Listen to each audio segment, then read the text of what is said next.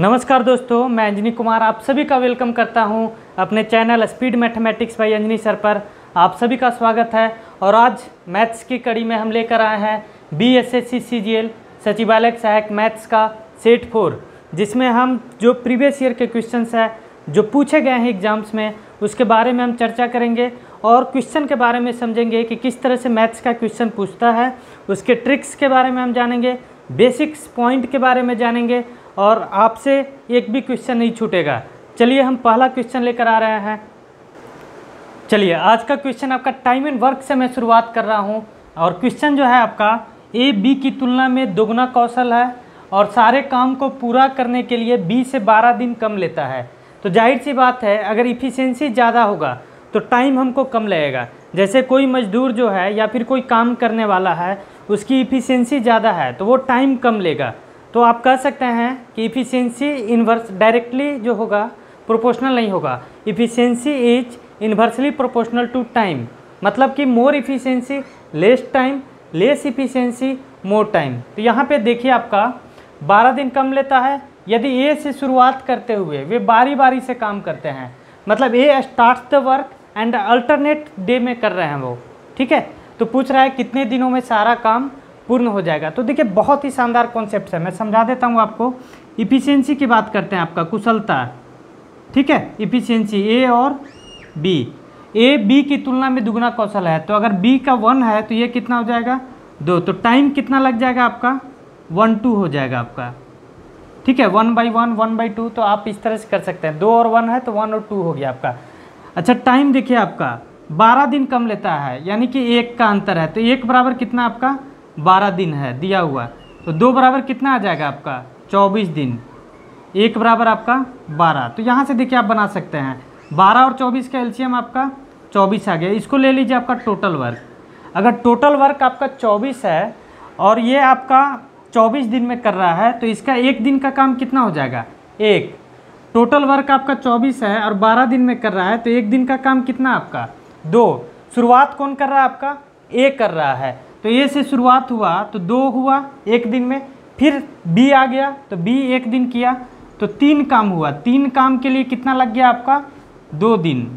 तो आपके पास से 24 काम है टोटल वर्क हमने निकाला है। यहाँ पे 24 है आपका, तो 24 के लिए 8 से गुना करना पड़ रहा है। तो यहाँ भी 8 से गुना कीजिए तो 8 दूनी आपका 16 दिन। देखिए बहुत ही आसानी से बन गया आपका ऑप्शन नंबर बी। बहुत ही आसान था आपका, एक बार और समझ लीजिए।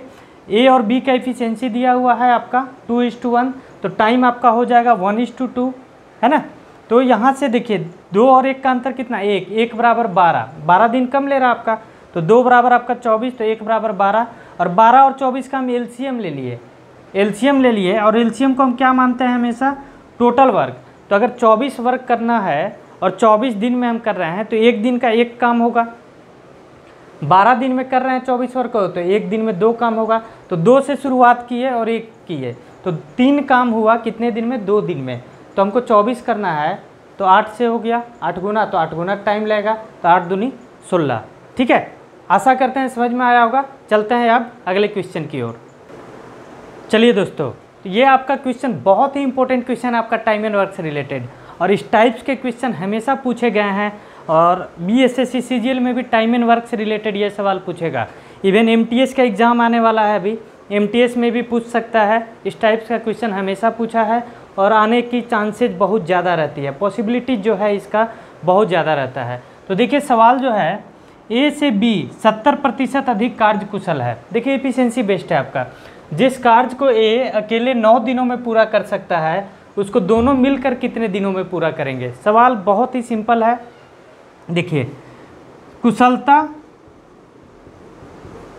इनटू आपका समय, ये जो होता है आपका कुल कार्य होता है जी, ठीक है। हमेशा याद रखने की बात है आपका। Efficiency into time that is आपका टोटल वर्क, हमेशा याद रखिएगा। Efficiency into time is always equal to total work. चलिए इसी पे बेस्ड में बना देता हूँ आपको। देखिए इफिशियंसी का रेशियो निकालते हैं हम पहले। दिया हुआ है आपका, सिंपल सी बात है भैया, ठीक है। ए है बी है, ए से बी 70% अधिक कार्यकुशल है, मतलब कि अगर ये 100 है तो 70% ज़्यादा है तो ये 170 हो जाएगा। तो देखिए 1 0 से 1 0 आपका कट गया है।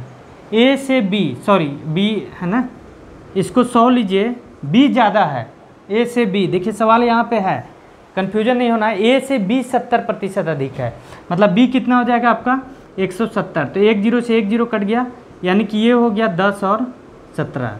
ठीक है, यानी कि कोई भी व्यक्ति एक टोटल वर्क करेगा तो टोटल वर्क तो हमेशा एक समान रहेगा अगर सेम काम को हम कर रहे हैं तो देखिए ए के लिए हम तुलना करते हैं। ए का डाटा दिया हुआ है, जिस कार्य को ए अकेले 9 दिनों में पूरा कर सकता है। ठीक है, तो 10 गुने 9 बराबर दोनों कितने दिनों में करेंगे, तो सपोज कर लेते हैं x दिन में करेंगे, तो दोनों का आपका इफिशियंसी कितना 17 और 10 27 मिल गया भैया। ठीक है, 10 + 17 इंटू एक्स। देखिए एक लाइन का आंसर निकल चुका है आपका, है ना। तो ये हो गया 10 गुने 9 बराबर आपका 27 गुने एक्स। 9 से आपका 27 कटा 3 बार में, और एक्स बराबर कितना आ गया 10/3। तो ये कितना हो गया 3.1/3 दिन। 3 × 9 1 10/3, तो 3.1/3 दिन। Option number D is the correct answer. तो आप ध्यान देने वाली बात थी, efficiency into time that is total work, और दोनों मिलकर तो ये भी आपका टोटल वर्क। तो तुलना करना था आपने, इफिशियंसी को करना था आपने, एक जोड़ा मैंने ए और बी का इफिशियंसी, और एक का दिया हुआ था 9 दिनों में, तो efficiency into this that is आपका टोटल वर्क। तो आसानी से इस टाइप्स के क्वेश्चन को आप बना सकते हैं। चलिए अगले क्वेश्चन की ओर हम मुड़ते हैं। चलिए ये क्वेश्चन देखिए आपका मेंसुरेशन बेस्ड है आपका, जिसमें हम वॉल्यूम के बारे में बात करेंगे और curved surface area of cylinder के बारे में भी हम बात करने वाले हैं। तो देखिए आपका ऐसे बनाने के लिए मैं ट्रिक्स भी बता दूंगा, बहुत आसानी से बनेगा ये क्वेश्चन, है ना। लेकिन बेसिक चीज़ें समझना बहुत ज़रूरी है। देखिए मैं डायग्राम भी बना देता हूँ आपको। सपोज कीजिए ये है आपका एक सिलेंडर, ये है, ठीक है। इसको दे देते हैं नाम ए, है ना, और इसको दे देते हैं आपका D1। D1 आपका व्यास हो गया, डायमीटर 1। R1 यहाँ से यहाँ तक आपका R1 है, और ये दे दीजिए आपका दूसरा, ठीक है, दूसरा सिलेंडर हो गया भैया आपका। ठीक है, ये हो गया आपका B, है ना। अच्छा इसी को हम ले लेते हैं B, और इसको ले लेते हैं आपका A, क्योंकि ए का ज़्यादा है। देखिए ए का ज़्यादा है तो इसलिए ज़्यादा वाला ले लीजिए, हालांकि कोई दिक्कत नहीं है, समझाने की बातें हैं ये। ठीक है, तो ए मान लेते हैं, इसको R2 ले लेते हैं, ये D2 है, ये आपका D1 हो जाएगा आपका व्यास, और ये आपका R2 हो जाएगा। तो देखिए जो सवाल दिया हुआ है आपका, अच्छा व्यास क्रमशः 4:1 के अनुपात में है। ठीक है, तो आपका 2R1 बाई आपका 2R2, ये कितना दिया हुआ आपका 4:1, यहाँ पे देने वाली बात है। ठीक है, ये आपका 2R1 बाई 2R2 4:1 आया। तो देखिए 2 से 2 कट गया, यानी कि R1 बाई R2 ये कितना आ गया आपका 4:1, यहाँ दिया हुआ था आपका। अगर हम बात करें यदि सिलेंडर ए का पार्श्व पृष्ठीय क्षेत्रफल, मतलब कि आपका curved surface area CSA, curved surface area कितना होता है आपका किसी भी सिलेंडर का 2πRH, है ना। तो यहाँ पे हम लिख देते हैं 2πR1H1 बटा में आपका 2πR2H2। इसका रेशियो कितना दिया हुआ आपका, यदि सिलेंडर ए का पार्श्व पृष्ठीय क्षेत्रफल सिलेंडर बी से दुगना है, मतलब ये दुगना है 2/1, तो देखिए आपका 2π कैंसिल आपका। अच्छा R1 बाई R2 दिया हुआ है कितना 4/1, 4:1, 4/1 H1 बाई H2 बराबर आपका 2/1, तो 2 से 2 कट गया आपका, यानी कि H1 बाई H2 ये कितना आ गया आपका 1/2, 1 इधर गया और 2 आपका इधर आ गया। अब हमें क्या निकालना है V1 बाई V2 निकालना है आपका, वॉल्यूम, है ना। H1 इसको बोलते हैं आपका हाइट ऑफ सिलेंडर, ये हो गया आपका H2 B के लिए, और ये हो गया आपका H1 A के लिए। ठीक है, अब हमें क्या निकालना है VA by VB, volume of A बटा वॉल्यूम ऑफ B कितना होता है आपका, वॉल्यूम बताइए आपका, है ना। यहाँ से आप निकाल सकते हैं, बाकी सारा पाई वाला कट जाएगा आपका, है ना, और बाकी जो बचेगा आपका ये हो जाएगा आपका पाई R1² H1 बटा में आपका पाई R2² H2।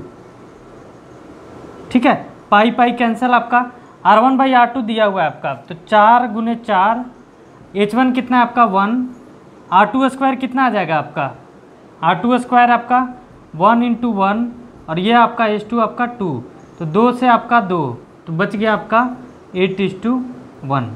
ठीक है, तो πr²H आपका सिलेंडर का वॉल्यूम होता है, तो 8:1 इज़ द करेक्ट आंसर। अच्छा, इसको बनाने का एक और तरीका मैं बता देता हूँ, बहुत ही आसान तरीका है।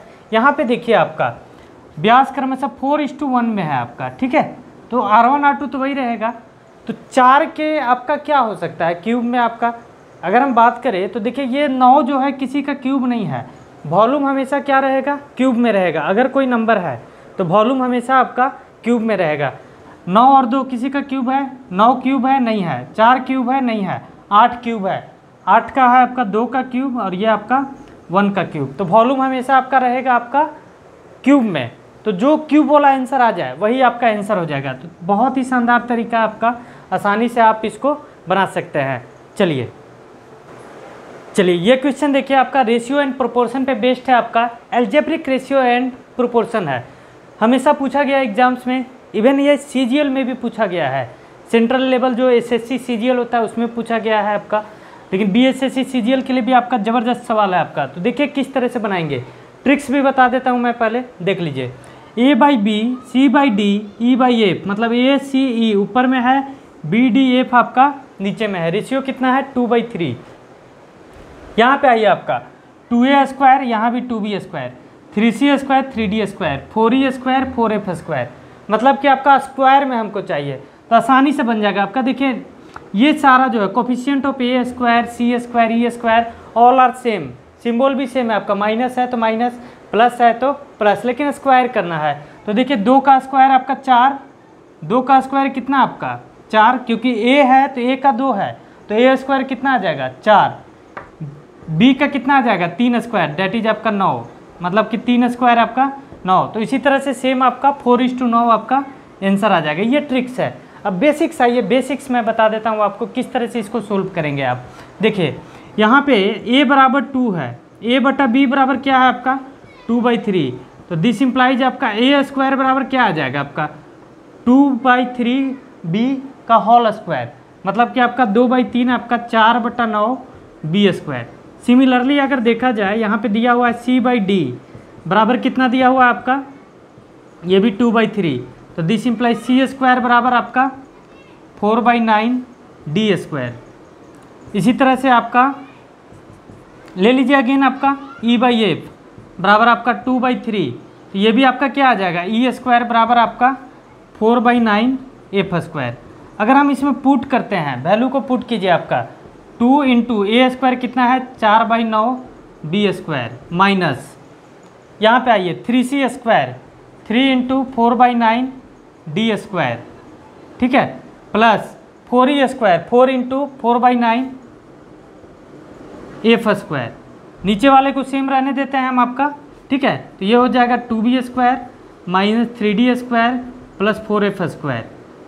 ठीक है, सबको चेंज नहीं करना है, ऊपर में चेंज कीजिए तभी तो कटेगा ना आपका। तो ये आ जाएगा 4/9, हम कॉमन ले लेते हैं, तो देखिए 4/9 कॉमन ले लिए तो बचा आपका 2B² माइनस आपका 3D² प्लस आपका 4F², और नीचे में भी आपका यही आपका 2B² माइनस 3D² प्लस आपका 4F²। तो ये कट गया, बचा क्या आपके पास 4/9, यानी कि 4:9 इज़ द करेक्ट आंसर।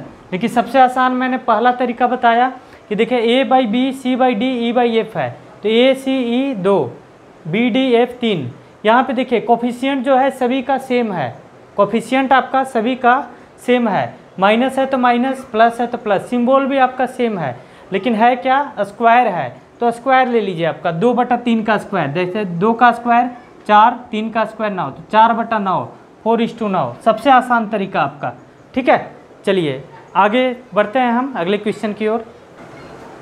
चलिए दोस्तों, ये क्वेश्चन आपका परीक्षा पे बेस्ड है, आपका हमेशा पूछा गया है कितने फेल हुए, कितने पास हुए, कितने प्रेजेंट हुए, कितने एब्सेंट हुए, तो इस टाइप्स का क्वेश्चन परसेंटेज बेस्ड है आपका, है ना, 11.11% है, डेट मीन्स कि आपका परसेंटेज बेस्ड है।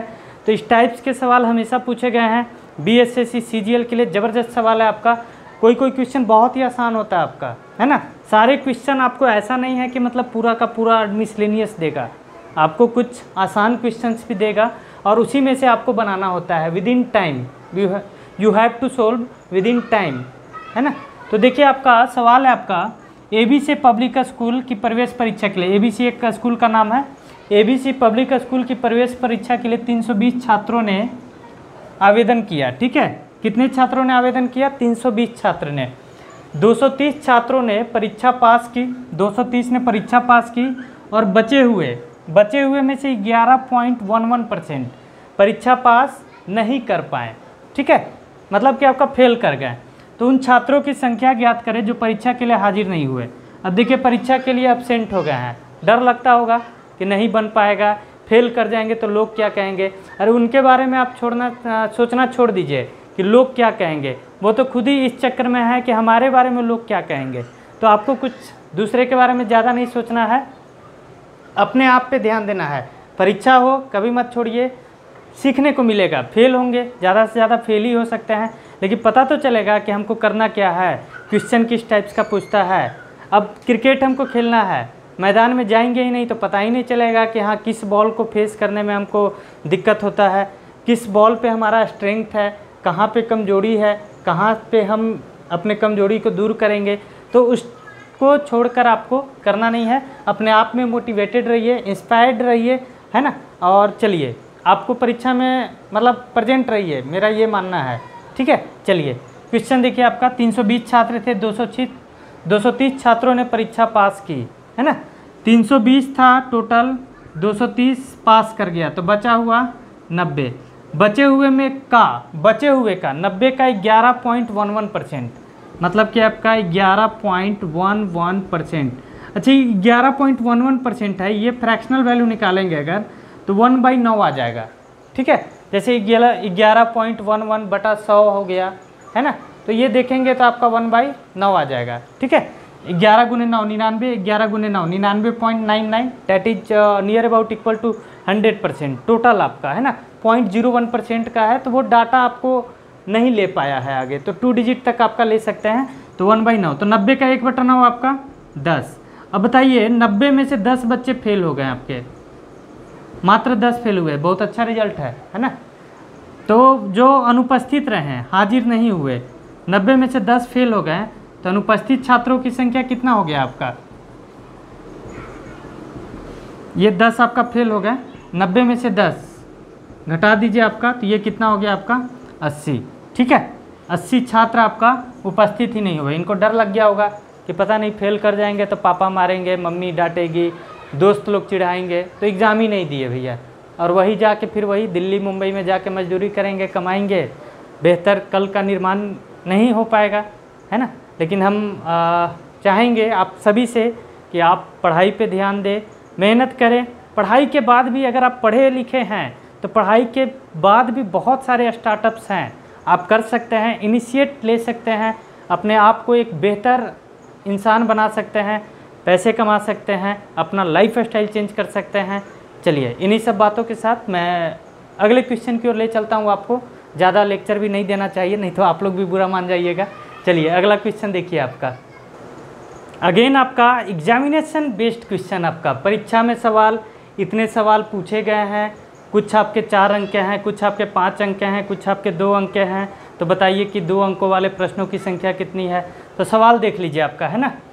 एक ऑनलाइन परीक्षा में 100 अंकों के लिए 22 प्रश्न है। You have to solve 22 questions for 100 marks. ठीक है, परीक्षा में 4-4 अंकों वाले हाँ ना के प्रश्न है, हाँ या ना में जवाब देना है। उसके लिए कितना मिलेगा आपका? 4-4 अंक मिलेगा। और 5-5 अंकों वाले बहुविकल्पीय प्रश्न शामिल हैं, मतलब आपका मल्टीपल चॉइस क्वेश्चन का कितना है? 5-5 अंक। अच्छा आप लोग तो ट्राई कीजिएगा कि 5-5 अंक वाला जल्दी बन जाए मेरा, ताकि नंबर बढ़ जाए। मतलब आ जाइए 5 के तो नंबर बढ़ जाए। एक भोजपुरी का गाना भी है, आ जाइए 5 के तो नंबर बढ़ जाए, है ना। तो वह बंदा, हालांकि दूसरा गाना है, हम बोल रहे हैं आपको नंबर बढ़ जाए, ताकि ज़्यादा नंबर वाला क्वेश्चन अगर सोल्व हो जाता है तो ज़्यादा नंबर आता है। तो चलिए देखिए आपका सवाल कैसे हम बनाएंगे। आपसे जो पूछा है परीक्षा में कितने बहुविकल्पीय प्रश्न है, बहुविकल्पीय, दैट मीन्स कि आपका मल्टीपल चॉइस क्वेश्चन MCQ, तो इसी को हम x मान लेते हैं। ठीक है, देख लीजिए आपका, बाद में हम आपको शॉर्टकट तरीका भी बताएंगे, पहले बेसिक आप देख लीजिए। बेसिक समझना बहुत ज़रूरी है, उसी से आपका एनालिटिकल स्किल जो है वो डेवलप होता है। तो देखिए आपका, अगर ये x है तो वो आपका 22 - x हो जाएगा, क्योंकि कुल प्रश्न है 22, है ना। अब देखिए आपका, इसके लिए कितना मिल रहा है आपका 5 अंक, 5 × x प्लस इसके लिए कितना मिल रहा है 4 अंक, और कुल कितना हो गया आपका 100 अंक। देखिए सोल्व हो गया, इक्वेशन यहीं पे बन गया। बहुविकल्पीय प्रश्नों की संख्या x हमने ले लिया, तो इसके लिए 5 मिल रहा है, तो 5x। अच्छा, टोटल क्वेश्चन 22 है, तो 4 अंक वाले हाँ या ना का जो क्वेश्चन है वो कितना हो जाएगा 22 - x × 4 = 100। तो यहाँ पे देखिए आपका 5x प्लस 22 आपका 88 - 4x बराबर आपका 100। तो यहाँ पे देखिए 5x - 4x, x 88 को उधर ले जाइए, 100 - 88, ये कितना आ गया आपका 12, तो x बराबर 12 आंसर आ गया आपका। ठीक है, 12 सवाल ऐसे हैं जो मल्टीपल चॉइस क्वेश्चन वाले हैं, बहुविकल्पीय हैं, तो 12 is the correct answer A. अब देखिए बाय द वे होता क्या है कि जो GK GS से रिलेटेड स्टूडेंट्स हैं, जो BPSC में ज़्यादा फोकस करते हैं, मेंस है उनका, प्री है, फिर इंटरव्यू के लिए भी तैयारी करते हैं, तो मैथ्स में उतना ध्यान नहीं दे पाते हैं, क्वांटिटेटिव एप्टीट्यूड पर उतना ध्यान नहीं दे पाते हैं ताकि इक्वेशन कैसे बने। तो उनके लिए सबसे बेहतर आपका देहाती तरीका, आपका मतलब जोड़ घटाव करना है आपको। देखिए अगर 12 को क्वेश्चन है आपका तो बचा 10, अच्छा इसको 5 मिल रहा है तो 12 × 25 = 60, इसको 4 मिल रहा है तो 40, 60 और 40 100 हो गया आपका। बाई ऑप्शन से आपका 100 नंबर पूरा हो गया आपका। अगर 12 MCQ है तो 10 आपका हाँ या ना वाला है, यस और नो वाला, तो 12 × 25 = 60 मिल गया, और 10 × 4 = 40, 100 अंक का बन गया आपका। तो यही आंसर होगा आपका। दूसरा मैं चेक कर देता हूँ, हालांकि ज़रूरत तो नहीं है, चेक करके देख लीजिए। आपका 10 है तो वो 12 बचा आपका, तो 10 × 5 मिला तो 50, 12 × 4 48 मिला, तो 50 और 48 कितना 98, नहीं होगा आपका। तो अगेन आपका ये भी नहीं होगा। ठीक है, 50 की तो बात ही नहीं है, 50 × 5 आपका सीधे भागेगा आपका 250, 30 तो होगा ही नहीं आपका। ठीक है, 30 100 अंक का सवाल ही है, अब 30 × 25 150 रुपये, 150 अंक आपको कहाँ से मिलेगा, नन ऑफ दीज तो है नहीं। ये आपका सेटिस्फाइड हो रहा है, तो आप समझ सकते हैं क्वेश्चन कैसे बनाना है आपको। ठीक है, चलिए अगले क्वेश्चन की ओर चलते हैं हम। तो चलिए दोस्तों, आज का क्वेश्चन है आपका, है ना, औसत पे बेस्ड है आपका, एवरेज पे कैसे हम निकालेंगे। देखिए एक कैलकुलेशन भी ज़्यादा हो जाएगा, और एक बेसिक से जो हम करेंगे उसमें कैलकुलेशन हो जाएगा, और एक में ट्रिक्स भी आपको बता दूंगा। तो देखिए आपका इसका तरीका कैसे करेंगे। देखिए ABC 3 समूह है, ABC, ए में कितना छात्र है 40, 50 और 70 छात्र हैं। ठीक है, संख्या, औसत कितना है आपका, औसत है आपका ए का 70 है और 50 का आपका 60 है, 70 का मान लेते हैं x है, यही निकालना है आपने औसत प्राप्तांक। और टोटल मान लीजिए a + b + c, कितने व्यक्ति हो जाएंगे 40 और 50, 90 और 70 160, और 160 का कितना दिया हुआ आपका 80। तो हमने क्या निकालना है, x का वैल्यू निकालना है। तो इसका तरीका देखिए, एक बेसिक्स में बता देता हूँ, बेसिक है ना। टोटल कितना आ जाएगा, देखिए 16 × 8 कितना होता है आपका, 16 × 8 आपका 128, यानी कि 12,800, ये टोटल वैल्यू हो गया आपका। अब यहाँ पे आइए, आपका 7 × 28 2800, 50 × 60 3000, प्लस ये क्या आ जाएगा 70x बराबर इतना है आपका। तो दिस इम्प्लाइज क्या आ जाएगा आपका 70x बराबर 2800 और 3000, 5800, 12,800 में से 5800 घटा दीजिए तो ये कितना आ जाएगा 7000। तो 1 0 से 1 0 कट गया, 7 से आपका 100, यानी कि x का वैल्यू कितना आ गया आपका 100 आ गया आपका। देखिए बहुत ही आसान तरीका, बेसिक से भी। ठीक है, और एक ट्रिक भी बताऊंगा मैं, वो भी तरीका आप देख लीजिए, क्योंकि एवरेज में आपको वो काम आएगा। ये तरीका आपने समझ गए होंगे।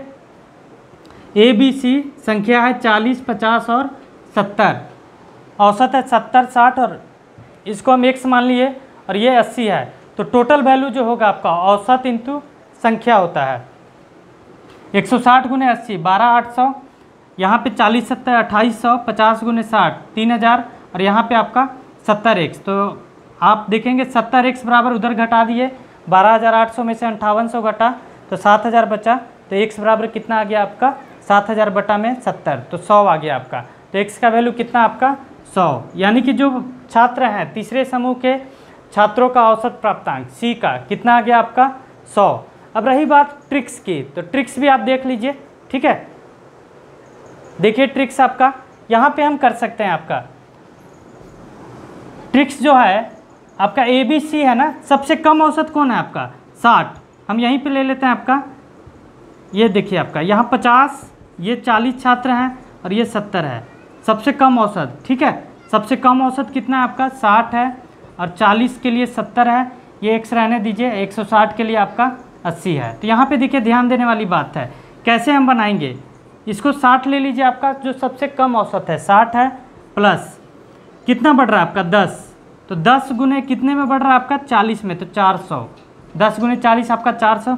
अच्छा एक से ज़्यादा है तो x माइनस 60 गुने 70, इतना बढ़ेगा आपका। कितना बढ़ेगा, अगर x ज़्यादा है तो x माइनस 60 गुने 70 कर दीजिए, बराबर आपका कितना आ जाएगा आपका, और बटा में ये कर दीजिए, क्योंकि ये जो बढ़ा हुआ वैल्यू है वो 160 में डिस्ट्रीब्यूट होगा, है ना। बढ़ा हुआ वैल्यू सपोज कीजिए कि आपका औसत 5 है और आदमी है आपके 2, और बढ़ गया आपका 10 बढ़ गया, तो फिर से 5-5 और बढ़ जाएगा। तो बढ़े हुए वैल्यू को सारे व्यक्ति से हम डिवाइड कर देते हैं। तो ये दिया हुआ आपके 80 माइनस 60 आपका कितना 20, तो 16 दूनी 3200 और 400, तो 3200 माइनस 400, 70 x है यहाँ पे, x माइनस 60 गुने 70।